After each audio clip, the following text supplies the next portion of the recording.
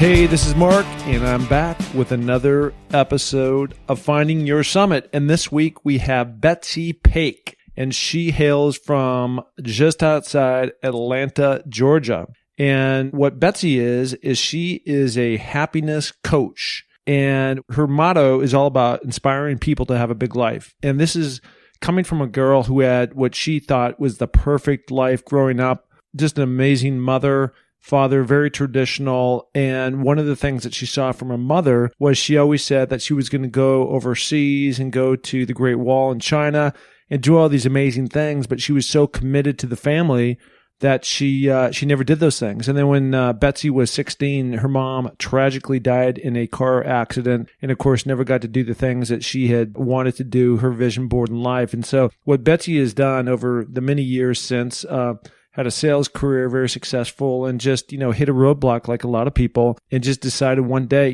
there's got to be something bigger and better for me out there. And so from that point on, she really decided to become this life coach, really happiness coach, to serve other people and trying to help them get unstuck and well on their way onto what they should be doing, their true purpose in life. So Betsy Pake, she's awesome. And as always, rate, review. And it's making a difference, folks. Thank you so much. Here we go.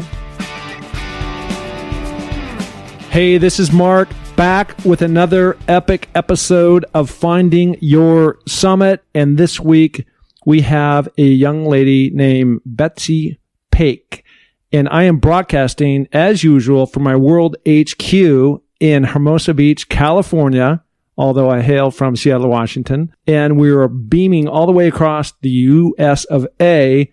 to somewhere just outside of Atlanta, although she won't tell me exactly where that is, but somewhere on the East Coast. Betsy, how you doing?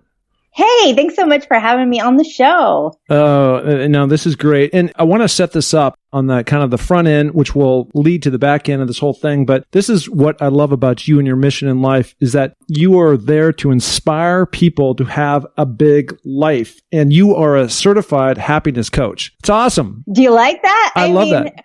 My husband always says, that can't be a real thing. And I'm like, no, it's a thing. Well, look, we all go through life and we all have to overcome a lot of different things. And a lot of times those things, drive us in a spiral downward. And a lot of times it's hard to find that joy, that happiness, that contentment, to go towards the light, to figure it out and really have that contentment about where you're trying to go in life. And a lot of the questions are like, how do I get there? Right? Yeah. I think that that's a really big thing. People have things that happen to them and they get caught in that. Like, how do I even move forward? And I think that's really the key, because we always have things we're going to be overcoming that we have to move forward, right?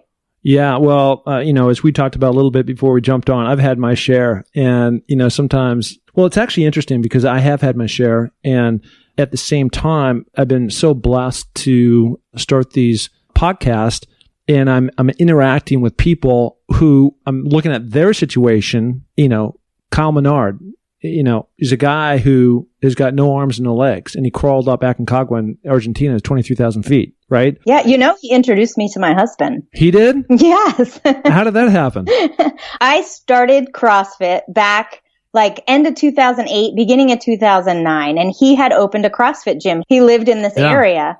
Sure. And my husband went there and he and I became friends. And so he introduced me to my husband. And they said, you should date him. He's your age. That was the qualifier. Well, again, that's, serendipitous maybe. Mm-hmm. And at the same time, you never know when things, but my whole point was just all about, Kyle is a special spirit, special soul. And sometimes when I look at my checkbox of things that have gone, in a negative way for me, you don't have to look too far outside your window to say, well, at least I have arms and legs or whatever the case is, right? I have a home, I have family, I have things like that. So let's go back to kind of the beginning, and we're going to ultimately weave into this whole thing of how you became a happiness coach, number one. And number two, I know that you had a few bumps along the way as well that, it's so important that maybe those were lessons that you learned in life that helped you get to where you are today. So let's talk about Vermont, right? This is the place that you grew up. Yeah, I grew up in Vermont, which is a beautiful place to live. I often say, we think of the Norman Rockwell paintings, and in so many ways, that's really a lot of how I kind of view my childhood. I had a awesome childhood, tons of stuff outside. My mom was super involved in our lives and was the kind of mom, that all the friends loved. She brought us to all the concerts, that kind of high-spirited mom that everybody digs, right? Wants everybody around, right? Yes. Our house was the fun party house, where all my friends came over and knew they could hang out. And my dad worked at the university. It was all very great. It was all super. And was this very traditional? Yeah. Yeah, absolutely. My mom was a stay-at-home mom. She made breakfast every morning, the whole deal.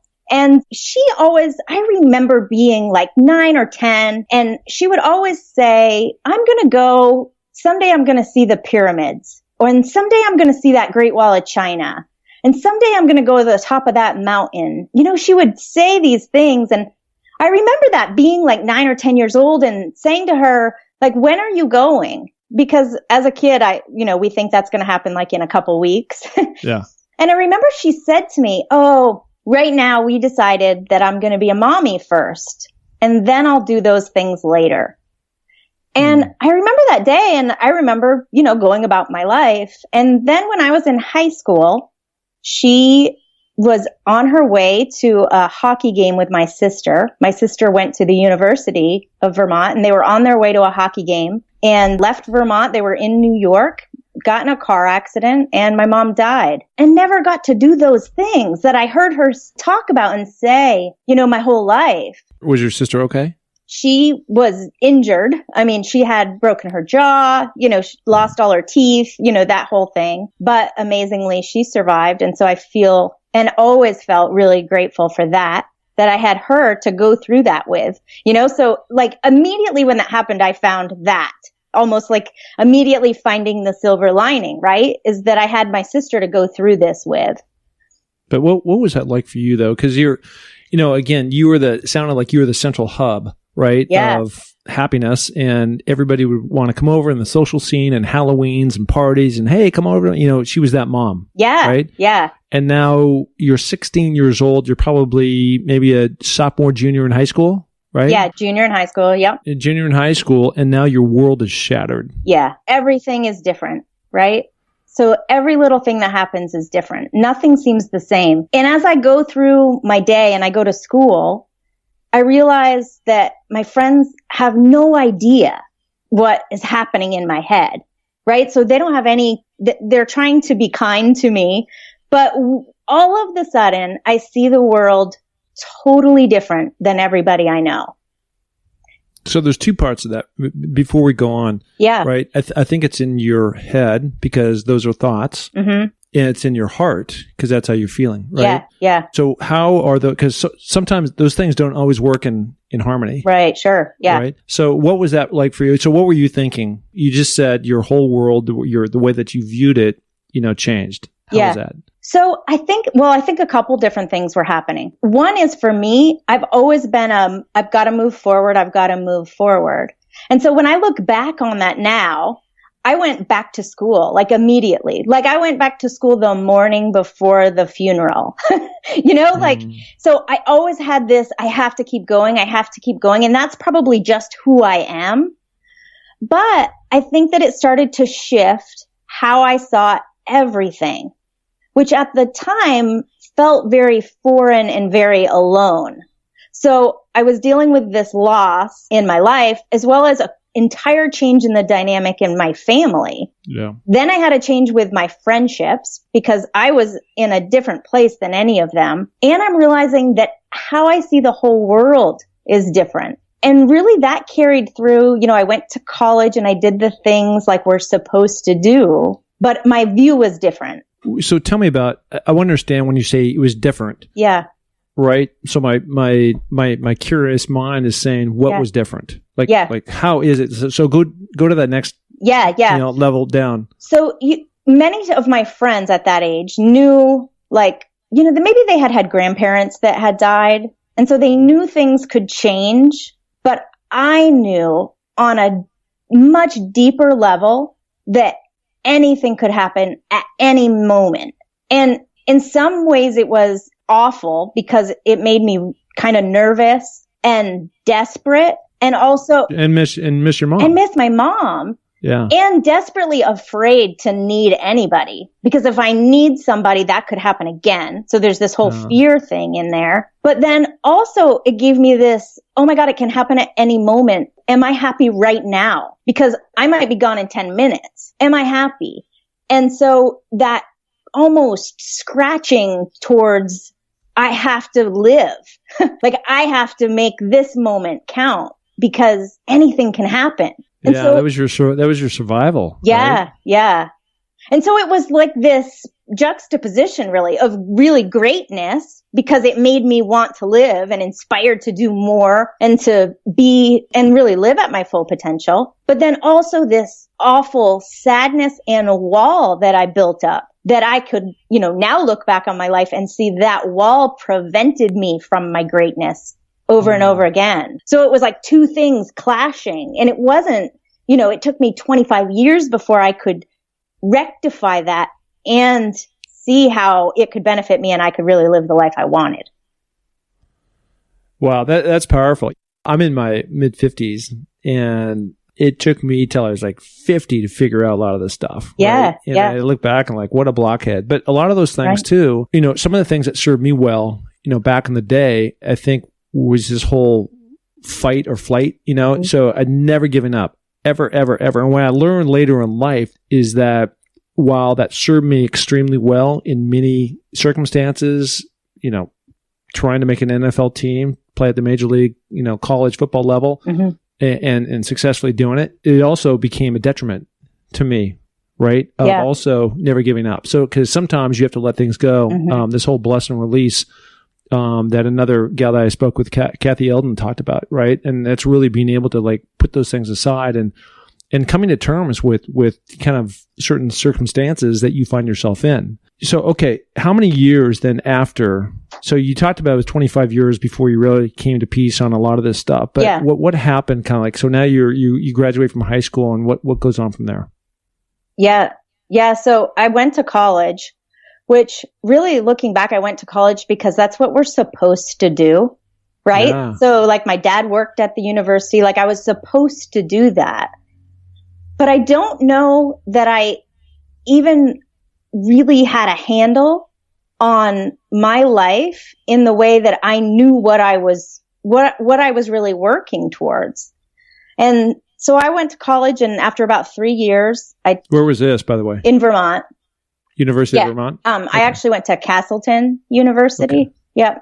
Yep. Which is like in the southern part of the state, right? So my dad worked at the university, so I could go free. So I was smart in that way. But after about 3 years, I took a year off, and I think people thought she'll never go back, right? Like, cause I just felt like I couldn't get my feet under me.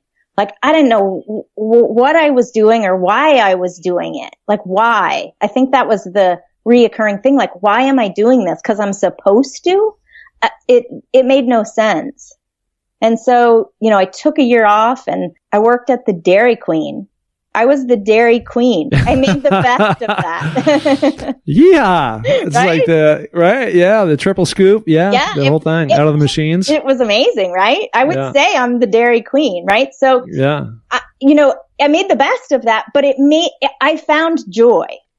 That is really when I started to find joy, because I realized that I could be working at the mall at the Dairy Queen and find happiness. And if I could do that, then I knew there was something more for me, and I could bring that somewhere else. I could do more with that. And that's when I decided to go back. I went back to school and finished, got my degree in psychology, and just knew that in some way I was going to use this awfulness. And I still didn't know how, but I was going to use that awfulness to help someone else. I didn't know how it was going to manifest itself or what it was going to do. And it really took me a long time to figure that out. But that was really my mission. And that's when I knew I could do it at the Dairy Queen. The Dairy Queen was the turning point for you. So, okay. So you go back to school, to the university, and now you graduate. And then what goes on from there? Do you go into, you didn't go back to the Dairy Queen, I assume. No, I didn't. Right? I left Vermont. So I packed up my car and left. And I looking back, like I think in my 21-year-old self, I thought I was going to be able to drive to the Bahamas, but I drove to North Carolina, and that's really like where I ran out of money. I loaded up my Dodge Colt with all of the stuff that I could fit in it, and I just thought I'm going to start over.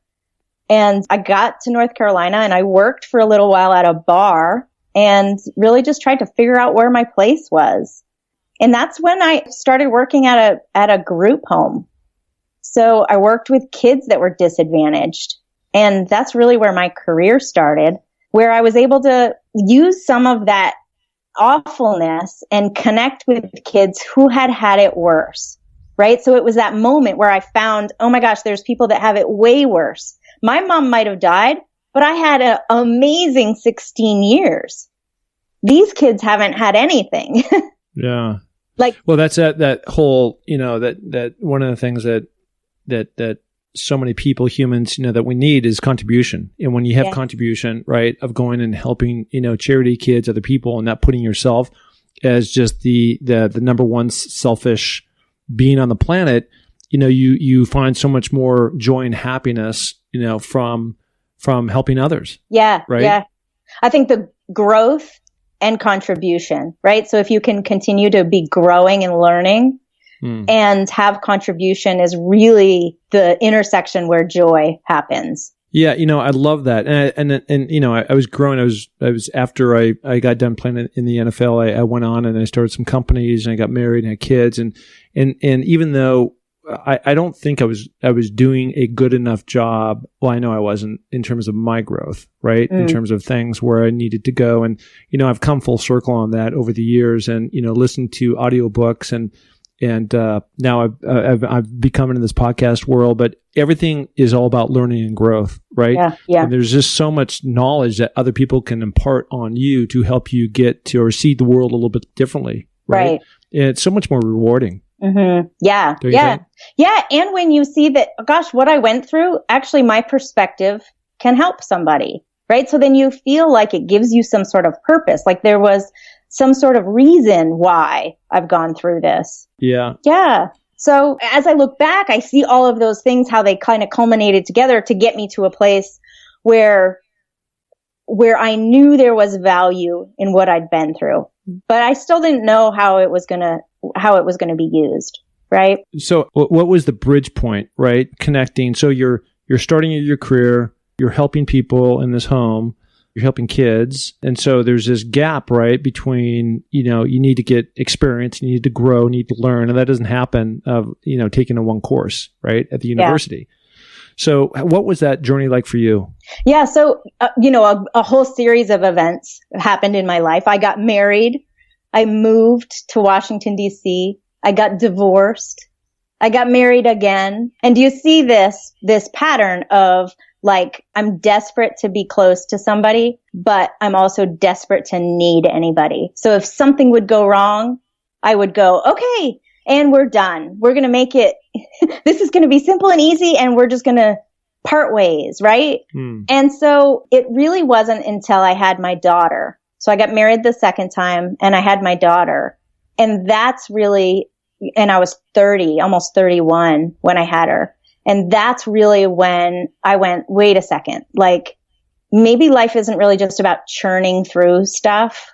Maybe life really isn't about just like trying to figure this out. Maybe life is really about paying attention to what I've got.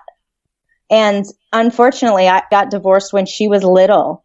And so that, I believe, that is the point when my story of real growth to a point where I am right now began. So I understand you've been divorced twice, or you had your daughter with your first husband? I've been divorced twice. So okay, I got it. I've made it really clear to this third husband that, I'm just going to have to kill him if something happens, because I'm not going to be a third time loser, but, but so much growth and learning since that point, right? Yeah. I mean, look, first of all, you're not no matter what you do, you're never a loser. I know you're just saying that, in a joking way, but certainly you're not that. And life's just a big journey. You're like on the yellow brick road. Yeah. Right. Yeah. And there's these twists and turns and all these things that, if we all had foresight 2020, you never would have got into marriage number number one or marriage number two. And a lot of that maybe had to come to the intersection of where you were in a healthier spot of all the growth that you've been through, right? Yeah. And,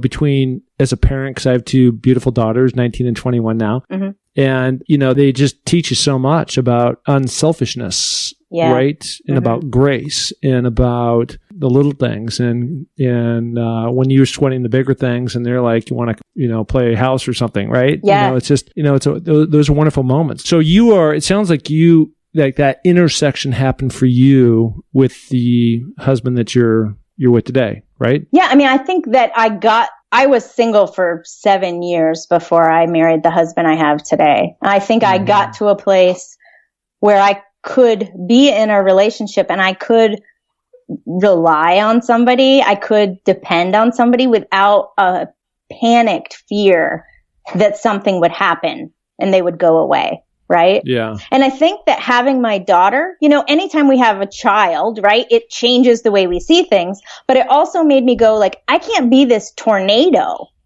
Like I can't be a tornado. I refer to it as an upper limit problem. I would get to a point where I would have an incredible career. When I left, working at that group home, I got into sales and I had an amazing career in sales for 20 years. An upper limit problem. Like if I would be doing amazing and making amazing money and really feeling good about it, I would have to make something else wrong, right? I would have to get divorced. I would have to move. I would have to go to a different state. Like I would have to start over because it's a lot of drama. It's a lot, right? Yeah. And it's because I knew how to deal with drama. I didn't know how to deal with consistency. Yeah, success too, right? And success. Yeah. And so it wasn't until I was alone and I had my daughter and I thought, I can't be a whirlwind anymore. I can't be constantly, in the middle of all of that, I did amazing things. I ran marathons. I, did other athletic adventures. I did all this stuff, but it wasn't until I thought I can't continue the churn. I have to ground. Now, how do I ground? How do I get back to the Betsy that feels safe? And that I think is the journey of my life and what I try to share with other people now. Well, you said something that was interesting to me and you called yourself a tornado. Yeah.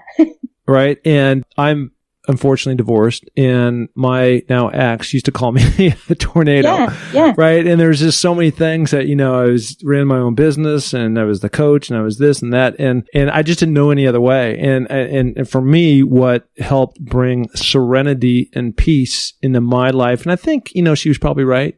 Look back on that. Yeah. And I think that, I turn to the mountains. Everybody turns to something, right? Sometimes it's healthy, sometimes it's not. And in my case, it was the mountains. And the mountains is where I really found my serenity and peace and really understood that there's a better way, right? And things can really slow down and be much more present in the way that you take on life and the way that you are, with others and the way you want your life to be, to go, right? So like you said, it's not a blur. Number two, it's just not a life filled of drama and just, constant things and change and crazy stuff. And, at the end of the day, I think, it's been, at least I feel very blessed from the standpoint of these other wonderful gifts have come out of it. I never thought when I was going through this whole thing 5-6 years ago that I'd one day be doing a pocket. Right. That was not the plan.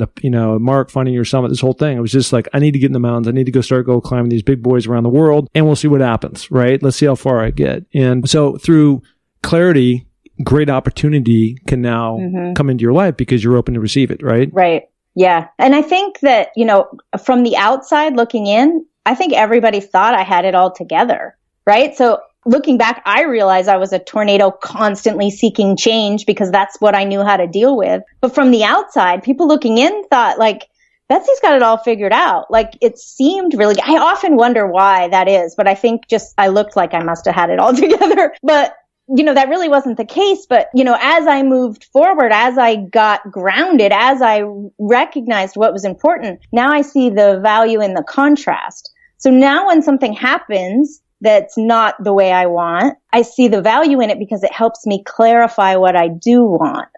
And so failure or things going wrong or, a bad day, whatever it is actually this incredible gift because it clarifies what I do want. And the more clear we can become, that's how we can really move towards something. Love that. I was moving through my life, like not knowing where I was going, but I was going there fast, Yeah. So a lot of the people that I have on the show, just places I've been, some are famous, some aren't. And a lot of times and I'll just use my own example right now, but sometimes not all people, but some people can look at Mark as the shiny object because of these things I've done, right? Yeah.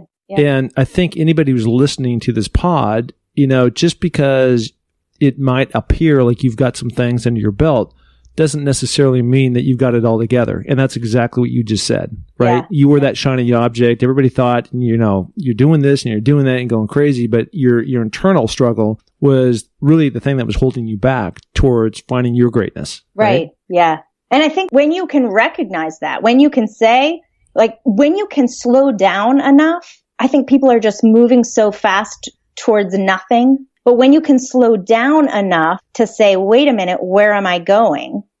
That's when greatness starts to find you. Now, like I said, my daughter is the one that grounded me and brought me to this. When she was about 11, she came to me and said, she had been having anxiety. And that's really, I had built this incredible career in sales at this point. And she came to me and said, I need you. And that's really when everything went, I've been spinning, I've been traveling for my job, I've been, having fun, all of these things and had created a great life for her and I. But I realized that when she needed me, that's when all of a sudden the tables turned, right? And that kind of elevator changed direction where I went, wait a second. I've been running towards something I don't know what it is. And what I really want is amazing relationships in my life like I used to have, right? I want that relationship with my daughter like I had with my mother. How old is your daughter now? She's almost 16, about to turn 16. Okay. So at that moment, I had a job where I'm sure I made more money than most people other than maybe NFL players, but I had built a really great career in sales and I was single, so I was just taking care of her. We had awesome opportunities and could travel and do things and owned our own home and all of those things. But when she said that to me, I saw it in her eyes, you can't keep going. And I put my finger up and I said, hang on 1 minute. And I locked eyes and I called my boss and I quit my job. Wow. And she knew right then nothing would come before what she needed. That's called commitment. And conviction. And panic. And panic. Well, listen, it's sometimes you need to leap, right? Yeah. And go. And that's what you did. So, great story, by the way. Tell me what you're doing today. And then what I want you to also understand is how you got there, how this life coach, this happiness, what you do and help out others, so give me kind of a little background on that. Yeah. So I'll give you the rundown really from that moment. Yeah. I have always been involved in fitness, right? So that was sort of my outlet. I'd always loved that. And, like I said at the beginning of the show, I met Kyle Menard because I went to his CrossFit gym. Yeah. And when I worked in sales at that job, I started a little side business doing boot camps in the park. And I hired people and I did the classes when I was in town and, kind of had built this little business. And so when I told her that I was going to quit my job, I thought I got to take this business to a different level. Yep. And so I moved it inside, away from the park, and I moved it inside and opened a CrossFit gym. In Atlanta? Outside Atlanta. Yep. Okay. And, looking back at the time, all my friends said, you should do that. You should open a gym. That made sense. Yeah. But I had not thought through what's my vision for my life? How do I really want to live my life? What do I really want my days to be like? Where do I want to live? Who do I want to surround myself with? All of those things. I was just like we all do from time to time. I was going that makes sense. I'll open a CrossFit gym and I had the means to do it. And so that's what I did. And I owned that gym for several years. And one morning I woke up and it was a Saturday morning and it was dark out still. My whole family was asleep and I usually would go in and work on Saturdays. And that Saturday I didn't have to work. And I remember I had this feeling in my body of this dread. And now by this point, I'd been married for about 2 years, and I came downstairs and I sat on the couch and I looked up, like we have these skylights, and I remember I just leaned back and looked up and I said to my mom, like, is this it? Like, is this what I'm supposed to be doing? And I remember so clearly, I heard a voice almost like it was in my ear. And she said, well, if you could do anything, what would you do today? And when I heard that, it was the first time in like a couple of years, I think, where I felt like the motivation, like energy. And I grabbed my iPad. I had a little keyboard and I typed and typed. I mean, I typed for 2 hours probably. And I mapped out what every little thing would look like if my day was exactly the way I wanted, like what it would look like when I got up in the morning, who was George Clooney seemed really far-fetched. And so I decided I would stay married to the husband I had. But, I knew everything. I knew like what my house would look like, what kind of food I had in my house, like how we ate. I knew like what my friends were like, what I did every single day and who I worked with, like who I surrounded myself with. And I realized that it was a lot different than the life that I was living. Yeah. So what you're talking about, and I love it, by the way, is what you did is you created a vision board, right? Yeah. And a clear it wasn't vision. Yeah. A clear vision. Yeah. I mean, I've got this refrigerator that's on the other side of this screen that we're sharing right now, and it's got a vision board of all my climbs and where I want to go. And one thing that you did is that you specified, just not like I want to be rich or something, but you specified, with detail, like you said, when you wake up, who you're hanging out with, kind of house you want to be in, the kind of food you want to, all that kind of stuff, and that all matters. And the other thing that struck me too, when you were saying the story, you're in the living room and it's dark and you're staring up at the skylights, is that whole scene from Field of Dreams, Kevin Costner, right? I don't know if you saw that, but there was this voice that he heard that nobody else could hear, and it's just like, are you insane? Like people would say that, but he kept hearing this thing like, if you build it, they'll come. And he was like, what am I supposed to build? What am I supposed to? And so he ultimately just got out and started hacking through his cornfield and creates this baseball field. And then, this whole amazing baseball movie. And it was just really about Field of Dreams, people who didn't believe, you got to be, you put up your vision board, and then you have to have conviction to go after what those things are. And that sometimes a lot of people have an idea, but they don't follow through to the other side, right? Because they don't take that leap of faith like they did in Field of Dreams. Yeah. Yeah. And I think that for me too, I knew my decisions were going to affect other people. And I felt like I had already taken a leap. I had already quit my 20-year, built sales career to do this thing that I wanted to do that was, my passion. And then I had to say, oh, like, just kidding. That isn't really what I wanted to do. So there was this, I knew my husband was going to be like, what is happening? I knew the people that went to the gym were going to be disappointed. And I had to be clear so that I could keep going no matter what I heard. So what did you do with the CrossFit gym? So that was like September, and I ended up selling it in, I guess it was the beginning of February. So it took me a while to kind of get a plan. And then I just decided that this was going to be my cutoff. And if I couldn't sell it, I was going to close it. And right before I was going to close it, somebody came in and bought it. So now what? Now you close it, and now you got to go execute this vision board. Now I've got to make this happen. And, the cool thing was at the time I owned a CrossFit gym, and I was working as a coach, and I also was a nutrition coach.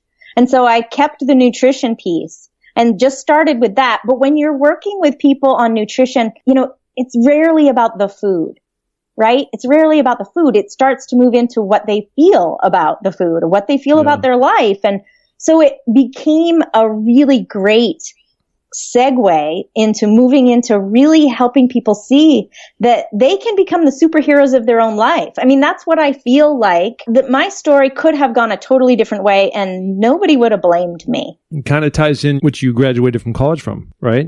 Yeah.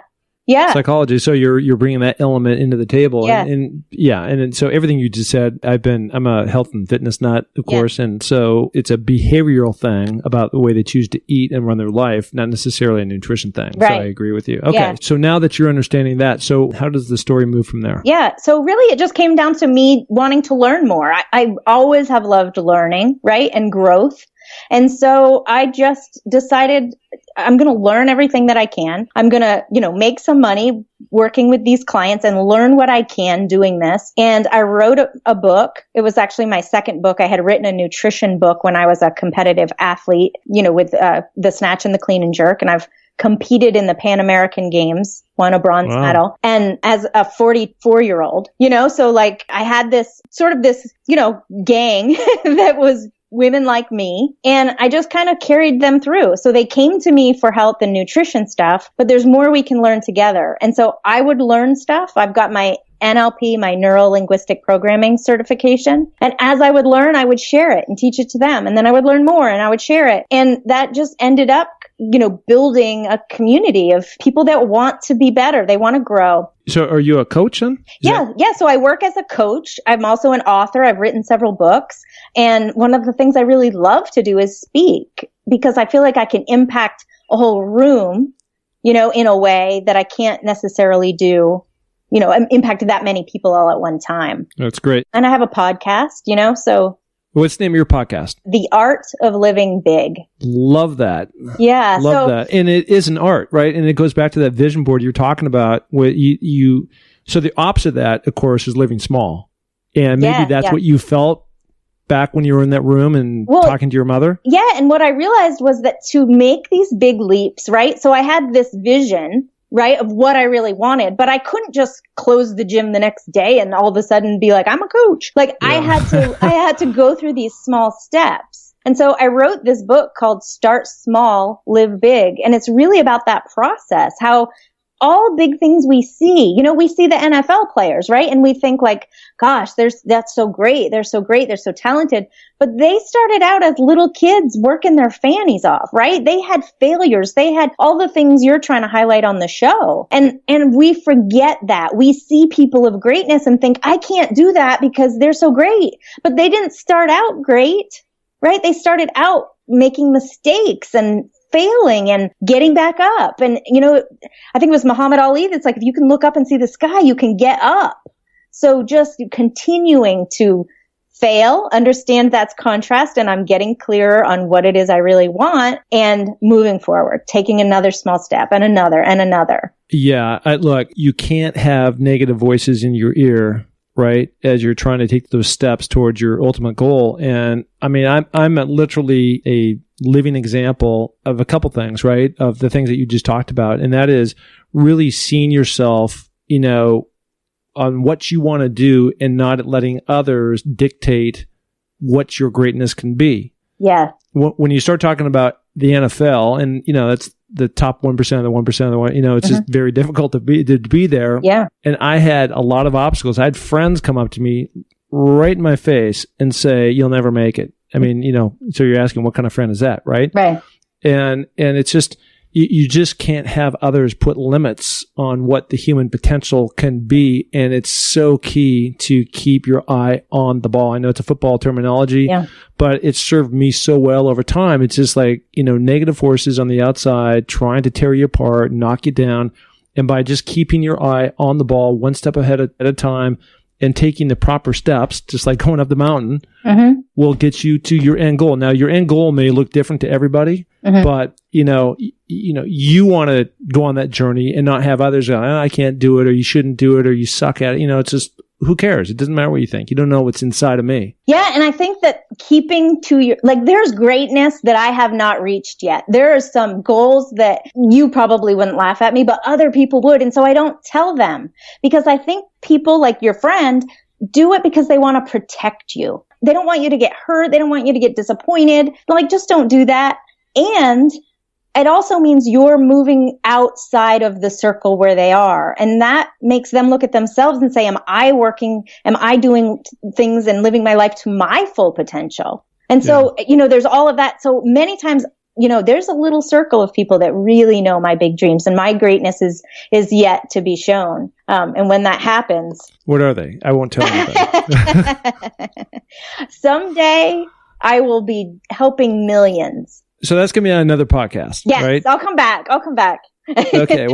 This is going to be where they were and where they're at today. Yeah. Which is great. Okay. So where can people find you in your greatness and all your happiness? Yeah. You can find me everywhere on social media at Betsy Pake. And my website is betsypake.com. So it's just like cake, but with a P. P-A-K-E. Yes. Pake. Love it. All right. Well, listen, Mrs.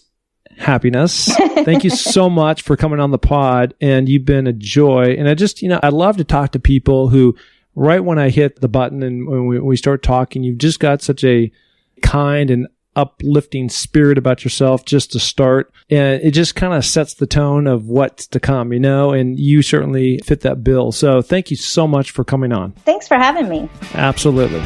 Take care. Bye.